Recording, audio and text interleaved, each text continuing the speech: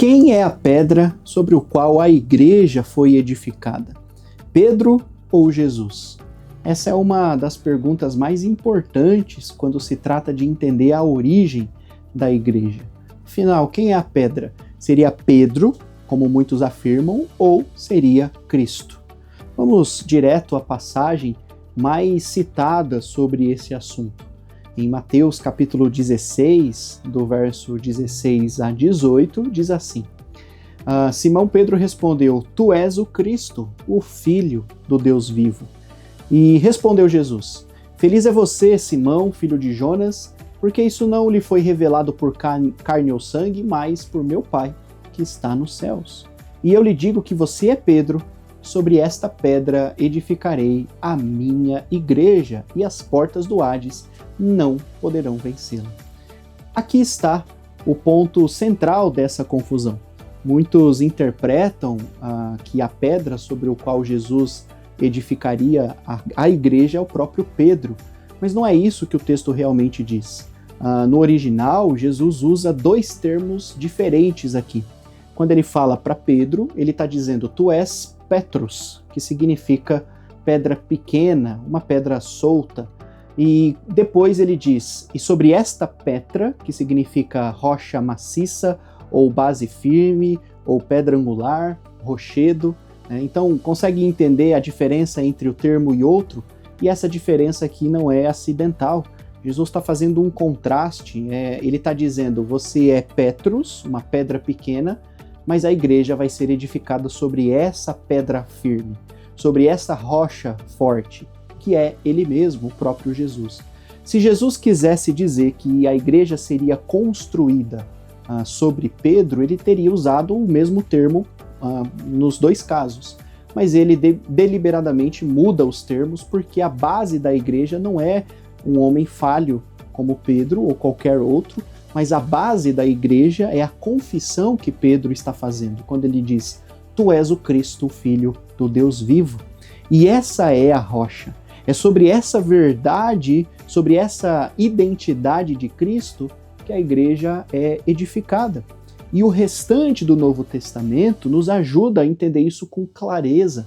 Não é uma questão apenas de interpretação pessoal, mas a própria Escritura interpreta a Escritura. Por exemplo, em 1 Coríntios, capítulo 3, verso 11, Paulo escreve: Porque ninguém pode colocar outro alicerce além do que já foi posto, que é Jesus Cristo. Ou seja, não tem outro fundamento. Não é Pedro, não é nenhum outro apóstolo, não é a tradição, é Jesus Cristo, o próprio Jesus. Em Efésios, capítulo 2, verso 20, Paulo vai além. Ele diz que a igreja está edificada sob o fundamento dos apóstolos e dos profetas, tendo Jesus Cristo como a pedra angular. Olha que texto claro. Ou seja, os apóstolos e profetas, eles transmitiram a mensagem. Eles fazem parte da fundação doutrinária da igreja, mas a pedra angular, aquela que alinha todas as coisas e sustenta tudo, é o próprio Jesus Cristo. E é interessante que nesse texto a palavra usada ali no original literalmente significa pedra principal de um edifício. Na arquitetura antiga, era a primeira pedra colocada no canto de uma construção e todas as outras eram alinhadas a partir dela. Se essa pedra estivesse fora do lugar, todo o edifício estaria comprometido. Agora, veja que coisa interessante. O próprio Pedro, muitos anos depois, ele vai escrever a sua carta e ele vai falar sobre essa verdade. Ele mesmo reconhece que Cristo é a pedra angular.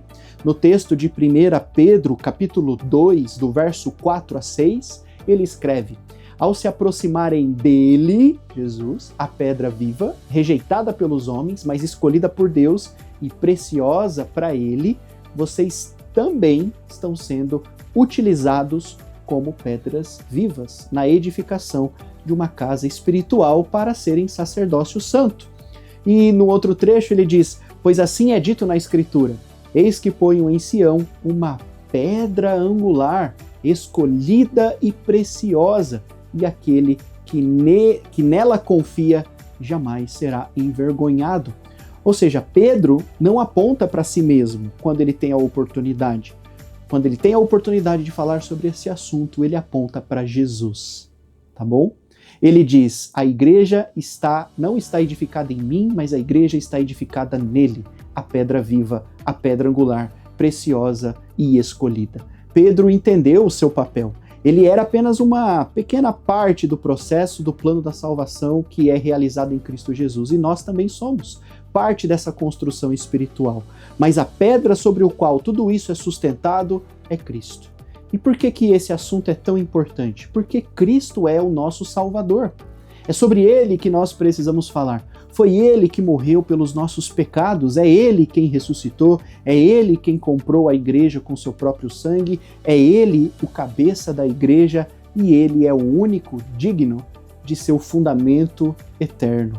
Os homens, todos eles falharam e precisam de um Salvador, assim como Pedro.